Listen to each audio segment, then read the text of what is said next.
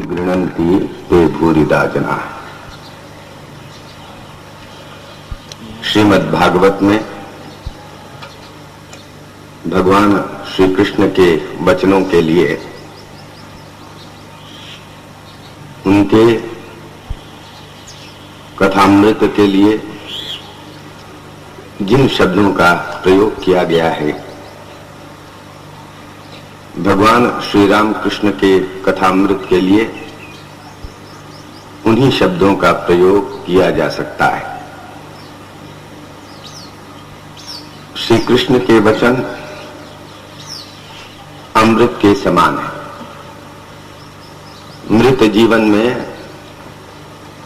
चेतना का वे संचार करते हैं। ठीक इसी प्रकार हम विवेचन करते हुए देखेंगे कि यह जो श्री राम कृष्ण देव की वाणी है, उनका वचन है, कैसे वह भी अमृत के समान कार्य करता है। आज सुबह के लिए श्री राम कृष्ण वचनामृत पर प्रवचन आयोजित किया गया है। मूल जो ग्रंथ है वह बंगला भाषा में श्री श्री रामकृष्ण कथामृत के नाम से विख्यात है और उसका गुजराती अनुवाद भी इसी नाम से प्रकाशित हुआ है। हिंदी में इसे श्री रामकृष्ण वचनामृत के नाम से छापा गया है। तो आइए आज श्री रामकृष्ण वचनामृत इस ग्रंथ के संबंध में आपके समक्ष कुछ समय तक चर्चा कर लें। जैसा आप सभी जानते हैं, इसके रचनाकार हैं श्री म। छद्म नाम वे पसंद करते हैं। श्री रामकृष्ण देव का जीवन बड़ा अद्भुत है। वे एक शतदल पद्म के समान थे और ये उनके जितने भी अंतरंग भक्त, उनके शिष्य, ये सभी मानो उस कमल की पखुड़ियों के समान थे। बड़ा विलक्षण श्री राम कृष्ण का चरित्र रहा है, जैसा हम उनकी जीवनी के पाठ से समझा करते हैं। और उनके ही समान उनके शिष्यों का जीवन भी बड़ा ही विलक्षण रहा है।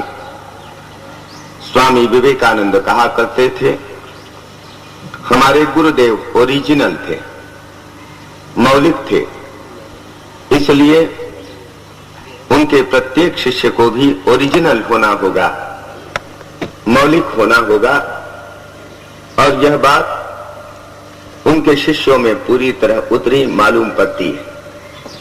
श्री रामकृष्ण देव के प्रत्येक शिष्य सही अर्थों में मौलिक थे और ऐसा लगता है कि अनंत भाव में श्री रामकृष्ण के एक एक पक्ष की व्याख्या करने के लिए ये भिन्न भिन्न उनके पार्षद उनके साथ आए थे।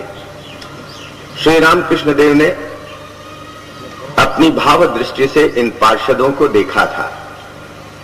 महेंद्रनाथ गुप्त, जिन्होंने कथामृत की रचना की, ये भी श्री रामकृष्ण देव के अंतरंग पार्षद थे और श्री रामकृष्ण ने उन्हें भी देखा था, पर भाव नेत्रों से नहीं बल्कि इन्हीं नेत्रों से।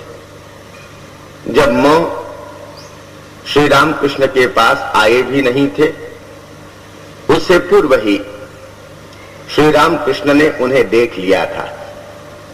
यह बड़ी विचित्र बात मालूम पड़ती है। जब मोह का घनिष्ठ परिचय श्री रामकृष्ण से हुआ तो कई बार कई प्रसंगों में उन्होंने कई प्रकार की बातें कही। एक बार कहा, जब पहले पहल मां ने श्री रामकृष्ण के पास जाना प्रारंभ किया था, तुम अपने ही आदमी हो। श्री रामकृष्ण के मुख से ये शब्द निकले थे मां के लिए। उन्होंने कहा कि तुम अपने ही आदमी हो। एक बार उन्होंने बाद में कहा था, देखो तुम घर के आदमी हो, तुम्हें मैंने देखा था गौरांग महाप्रभु का संकीर्तन दल। गौरांग बंगाल में चैतन्य महाप्रभु का एक नाम है। तो श्री रामकृष्ण कहते हैं, मैंने गौरांग महाप्रभु का एक संकीर्तन दल देखा था, उसमें बलराम भी शायद था और तुम भी शायद थे, पर देखो भाव नेत्रों से नहीं, इन्हीं नेत्रों से मैंने देखा था। ये श्री रामकृष्ण के शब्द हैं कि भाव नेत्र से संकीर्तन दल को देखना एक बात है। चैतन्य महाप्रभु श्री रामकृष्ण से लगभग 350 वर्ष पहले हो गए और श्री रामकृष्ण 350 वर्ष के पश्चात भाव नेत्रों से नहीं, अपने इन्हीं नेत्रों से उस संकीर्तन दल को देखते हैं। कैसा वह अद्भुत दर्शन रहा होगा। ये श्री रामकृष्ण बड़े विलक्षण, किस प्रकार से देखा और देखते ही वे पहचान लिया करते थे यह यहां का आदमी है। तो मां से वे बाद में कहते हैं कि उस संकीर्तन दल में मैंने शायद तुम्हें भी देखा था, इसीलिए तुम्हें देखते ही मैं पहचान गया तुम यहां के आदमी हो। और यह जो श्री रामकृष्ण की अनुभूतियां, तो मैंने कहा वे युग प्रयोजन के लिए आए थे, युग प्रयोजन की सिद्धि के लिए, और इस सिद्धि में सहायक होते हैं उनके समस्त पार्षद। एक एक पार्षद मानो उनके एक एक वैचित्र्यमय पक्ष का आख्यान करता है। एक एक पार्षद भाष्यकार है, टीका करता है श्री रामकृष्ण की विलक्षण अनुभूतियों की। मां उनमें अन्यतम है।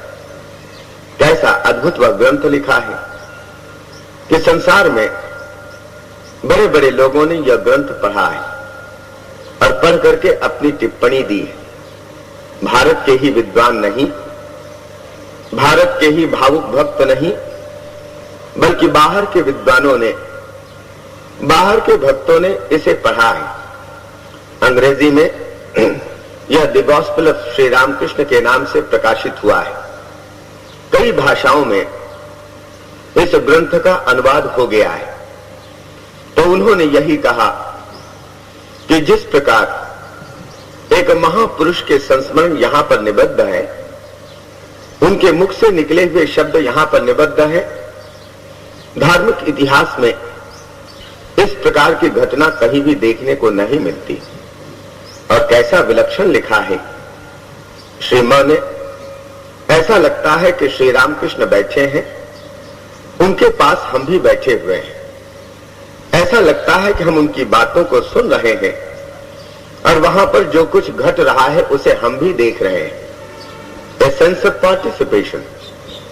श्री मां की रचनावली ऐसी अनुपम है कि उसे देख करके ऐसा लगता है, पढ़ करके ऐसा अनुभव होता है कि हम भी मानो वहां पर बैठे हैं और उस आनंद के बाजार में हम भी मानो एक दर्शक हैं, हम भी उसका आनंद ले रहे हैं।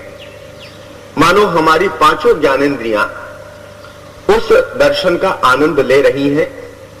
इस प्रकार की प्रत्यक्ष अनुभूति होती है। और कितने अपने आप को छिपाने वाले ये मां अपना नाम कहीं पर लिखते नहीं, वे मां के नाम से ही परिचित होना अधिक पसंद करते हैं। वैसे आप जानते हैं उनका पूरा नाम था महेंद्रनाथ गुप्त, पर रामकृष्ण कथामृत में वे महेंद्रनाथ गुप्त के नाम से आते ही नहीं। या तो वे मां के नाम से आते हैं, कहीं कहीं पर उनका नाम मणि है, कहीं पर मोहिनी मोहन है, कहीं पर एक भक्त, बस इतना ही लिख दिया गया है।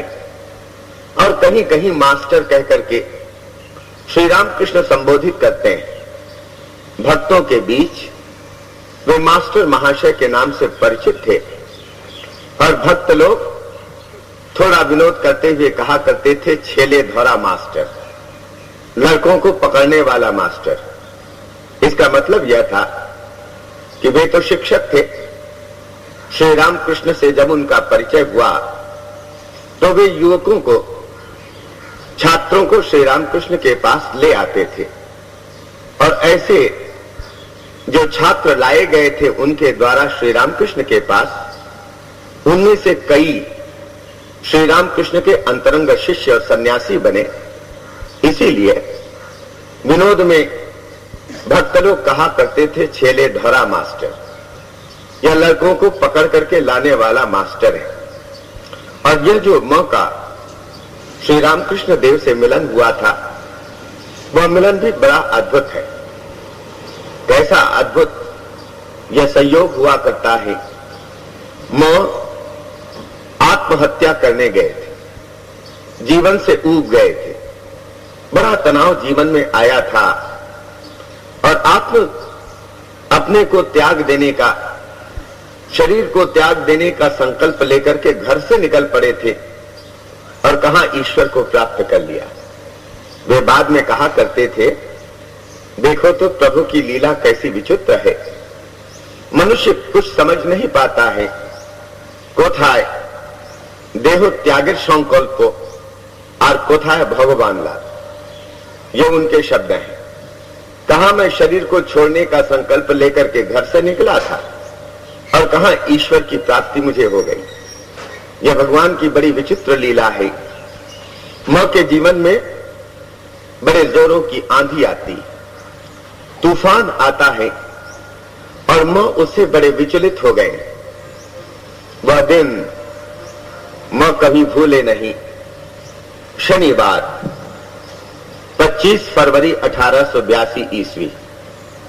आज घर में मां छटपटा रहे हैं, बड़े बेचैन हैं। ऐसा लगता है कि इस जीवन को धारण करने से कोई लाभ नहीं। ऐसी कुछ पारिवारिक परिस्थितियां आ गई हैं कि लगता है कि आत्मघात छोड़ करके और कोई बचने का उपाय नहीं। रात्रि में वे चुपके से घर से निकलते हैं बाहर।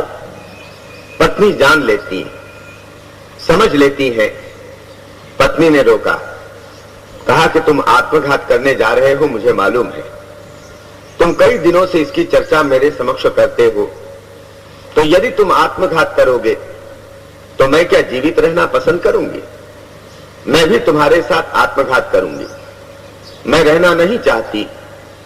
पत्नी अपने बच्चों को भी साथ लेती है और मां पत्नी और बच्चों को साथ लेकर के बग्घी में सवार होकर के वहां से निकलते हैं। ऐसा सोचते हैं कि गंगा में जाकर के हम सबके सब कूद पड़े। ऐसी उनके भीतर में एक ऐसी चेष्टा चल रही है, द्वंद्व मचा हुआ है। और वे चले। जब शाम बाजार के पास वह बग्घी आती है, उसका एक चक्का निकल करके टूट जाता है। अब बग्घी तो चल नहीं रही है, आधी रात हो गई है, कहां जाए? मैंने अपनी पत्नी से कहा कि देखो, यहां पर मेरा एक मित्र रहता है, चलो हम लोग रात में जाकर के वहीं आश्रय ले लेते हैं। तो वहां पर वे गए, पर उनके मित्र ने बहुत ही ठंडा स्वागत किया। मित्र ने सोचा कि यह कहां की बला आ गई। ऐसा रूखा व्यवहार किया कि वह तो मां के अंदर में जो ज्वाला धड़क रही थी, उस ज्वाला को उसने और धधका दिया। पत्नी और बच्चों को वहां पर थोड़ी देर के लिए रख करके मां बाहर निकले और वहीं पर कोई अस्तबल था, सोया हुआ था सईस। जाकर के मां ने जगाया, कहा भाई तुम्हारी गाड़ी हमें चाहिए, चलो बग्घी ले चलो, जितना पैसा मांगोगे देने को तैयार हूं। आधी रात में बग्घी वाला भला कहां जाएगा? मां ने किसी प्रकार राजी किया और वहां से तुरंत पत्नी और बच्चों को लेकर के म जाते हैं। वराह नगर में उनके बहनोई रहते हैं। ईशान चंद्र कविराज श्री रामकृष्ण के ये चिकित्सक थे। ईशान कविराज, इनका उल्लेख श्री रामकृष्ण कथामृत में बारंबार आता है। तो ईशान कविराज उनके बहनोई बहन ने भाई का स्वागत किया, सारी व्यवस्था उनकी की, पर रात में सो नहीं सके महेंद्रनाथ गुप्त। सुबह उठते हैं तो वह जाला तो धड़क ही रही है, क्या किया जाए, छटपटा रहे हैं, इस शरीर में और रहा नहीं जाता है। उनके संपर्क में एक भांजे थे, सिद्धेश्वर, पुकारने का नाम था सिद्धू। तो रविवार 26 फरवरी 1882 ईस्वी सुबह सिद्धू को लेकर के मां निकल पड़े। यूं ही बेचैनी थी। सिद्धू ने कहा, चलो मामा, तुम्हें मैं कुछ बगीचे दिखा लाता हूं, घूमने से तुम्हारी तबीयत हल्की हो जाएगी। कई बगीचों में घूमे, पर वही छटपटाहट बनी रही। दिन भर घूमते रहे।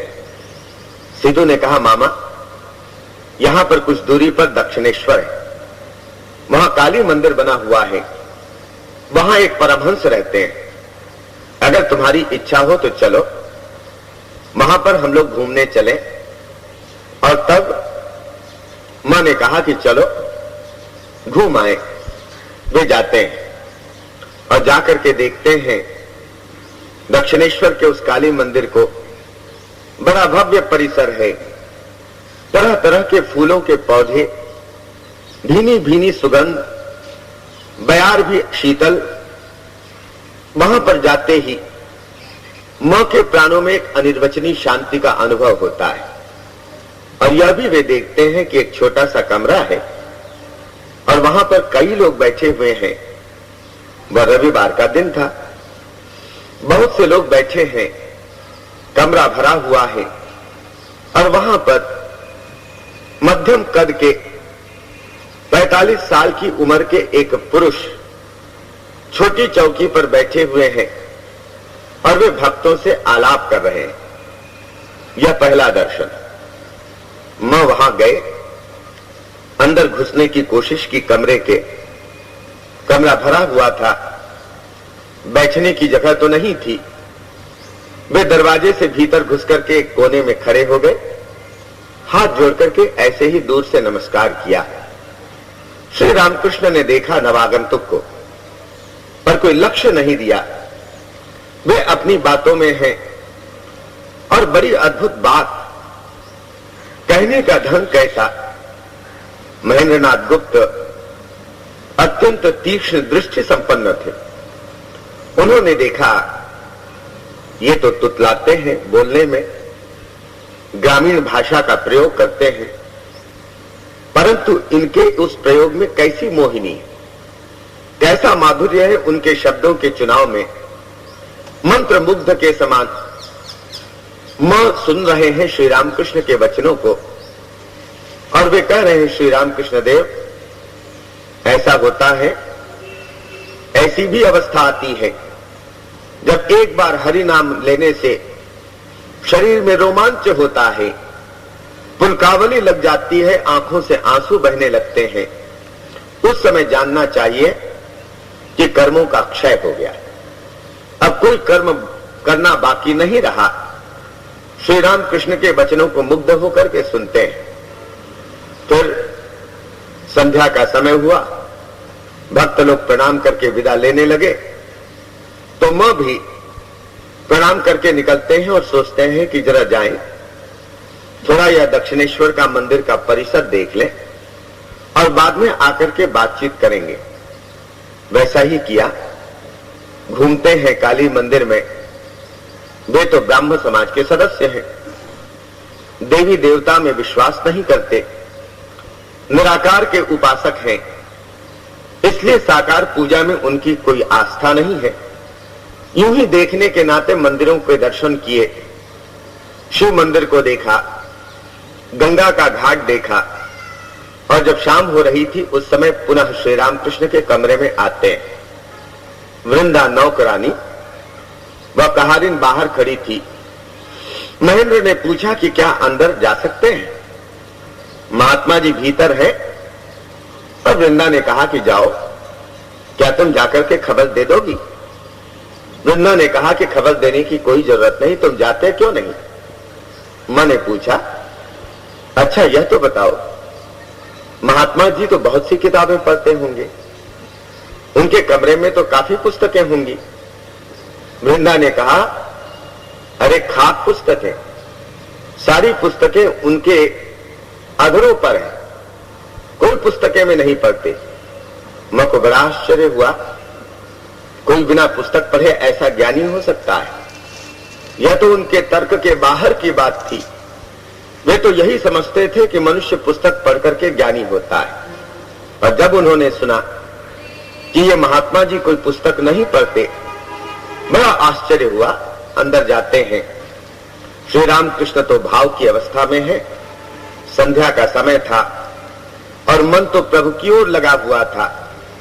बैठते हैं, हाथ जोड़ करके नमस्कार करते हैं और श्री रामकृष्ण कोई बात पूछते हैं।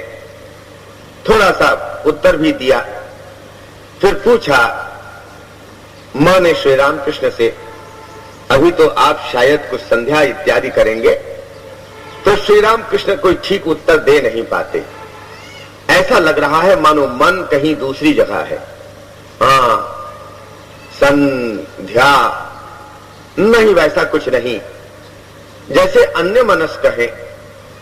तो थोड़ी देर वहां पर बैठ करके मां ने विदा ली। यह पहली भेंट रविवार 26 फरवरी 1882 ईस्वी।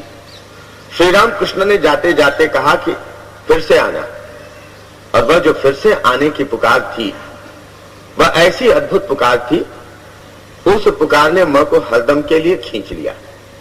वे दूसरे ही दिन आकर के उपस्थित होते हैं। और आप लोग जिन्होंने कथामृत पढ़ा है, आप लोग पढ़ते हैं कि मां से कैसी बातें हुई। उस दिन बड़ी बातें होती हैं। श्री रामकृष्ण कहते हैं, मां से पूछते हैं कि तुम्हारा क्या विवाह हो गया? उन्होंने कहा, जी हां। श्री रामकृष्ण जोरों से कहते हैं, चिल्लाते हुए, अरे रामलाल, इसका तो विवाह हो गया है रे। अपने भतीजे को पुकार करके, रामलाल उनका भतीजा, उनका सेवक था, तो सहम गए। मां, मैंने क्या कोई अपराध किया है?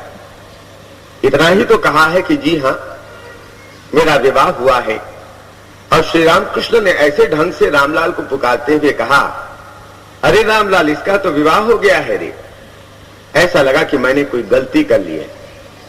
श्री रामकृष्ण ने खुद पूछा, कुछ बच्चे बच्चे हैं, अब क्या उत्तर दें? सहमते सहमते मां ने कहा कि जी हां। श्री रामकृष्ण कहा, अरे रामलाल, इसके बच्चे भी हो गए हैं। यह बड़ी विचित्र बात थी। यह पहला जो दूसरा साक्षात्कार, दूसरे साक्षात्कार में इतनी बातें। फिर श्री रामकृष्ण पूछते, अच्छा तुम्हारी पत्नी कैसी है? जी, वैसे तो अच्छी है, पर जरा अज्ञानी है, और तुम ज्ञानी हो। श्री रामकृष्ण ने कटाक्ष किया। अब क्या कहें? मां का तात्पर्य यह था कि पढ़ा नहीं है पत्नी ने कुछ, और वे समझते थे मैंने तो बहुत सी पोथियां पढ़ी हैं। श्री रामकृष्ण बता देते हैं कि पोथी पढ़ करके ज्ञान नहीं हुआ करता। यह तो ज्ञान और अज्ञान, यह तो वस्तुतः हृदय की बात है।